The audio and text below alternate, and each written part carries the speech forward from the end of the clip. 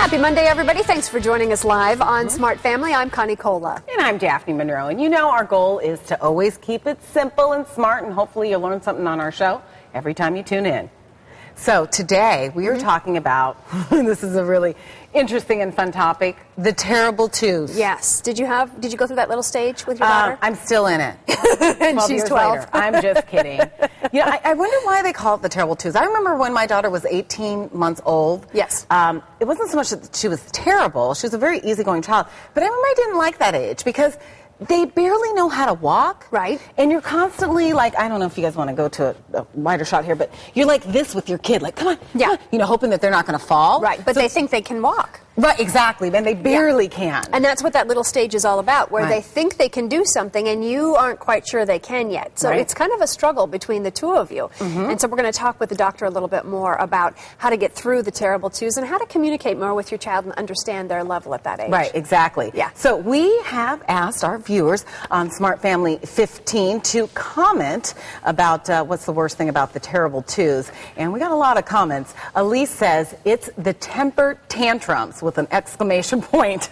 Beth says the fact that the whole premise is a lie. It's not only when they're two. It starts a little after their first birthday, and as far as I can tell, never completely goes away. Okay, yeah, thumbs up on that one, Beth. Robin says, I think the parents need to take full responsibility. The kids at that age have endless energy and a growing mind that needs to be fulfilled. That's a good comment there. That's true. Keep your kids stimulated and they'll get into less trouble. Dolores says 6 boys. The youngest is 3. Okay, first of all, Dolores, bless you. Oh my goodness, 6 boys. I have never experienced the terrible twos. Never have any of my friends. I believe the terrible twos have to do with the parent's patience rather than the child. The child will go through stages. As parents, we can be patient and learn and grow with the child or become frustrated. Well, I have to say, you know, a parent of 6 boys, I think that's some valid advice there. So Dolores gets the green ribbon from us today. Right, exactly. So join in on the conversation. You can always find us on Facebook at Smart Family 15. You know, we're always reading your comments, especially right now. So log in and let's chat. Well, if you have a little one at home who is 18 months to nearly 3 years of age, chances are you've experienced a tantrum or two. You know, the kicking, screaming, throwing yourself on the ground, are you paying attention to me right now kind of tantrum.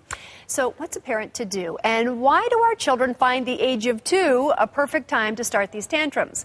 Dr. Marianne Lofermento is the author of the Simply Parenting series, and she joins us now by Skype with all the answers. Dr. Lo, thanks for making a house call here on Smart Family. My pleasure, Connie. So why are 2-year-olds so difficult? Well, I think they're the most misunderstood little creatures on the planet.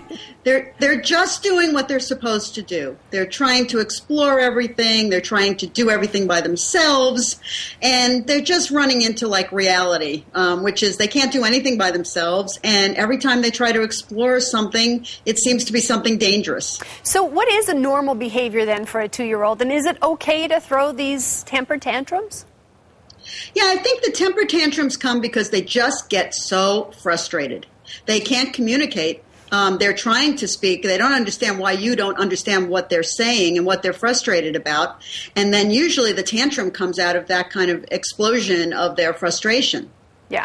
So along with there being a little gap in our communication, there are also other things that are challenges for kids at that age. Right. And, you know, they want to please their parents, but at the same time, they have to be themselves. And what happens is that striving for autonomy, as it's called, runs into a conflict with the fact that they're still so dependent. Yeah. And I think that that's I do it myself, all of that parents experience with a 2-year-old. So what are some tips that you have for parents to make this time a little bit easier for everybody? Okay, first of all, create a safe area for exploring. Make it so you don't have to keep saying no. Put all the valuables and the electronics out of their reach. This way, when they get into the pots and pans, you don't care. They're just making noise, but not a dangerous mess.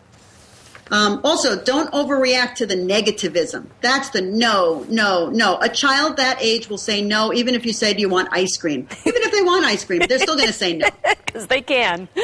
Yes, which brings us to number 3. Avoid yes and no questions. Okay? Don't ask them, do you want ice cream? Say, do you want chocolate or vanilla?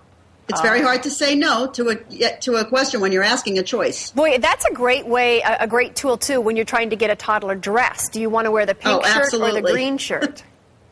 Right. And then you actually giving them a little choice in their clothing choice will help because you're giving them some decision making, which helps them to feel a little grown up. But with a 2-year-old, just remember the rule, no more than 2 choices.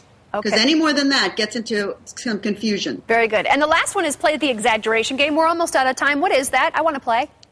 Okay, let's play. You know, you don't want to have some. Well, do you want an elephant? Do you want a big elephant? Do you want a pink elephant? By doing that, you'd be amazed how quickly you get them out of that no, because the parent just is kind of saying, I know you're going to be negative, but I'm going to play this game with you. Yeah. So just keep making it something bigger and bigger and wilder and watch their eyes grow. Imagination at work. Dr. Marianne Lofermento, thanks so much for being with us. We appreciate it. Oh, my pleasure.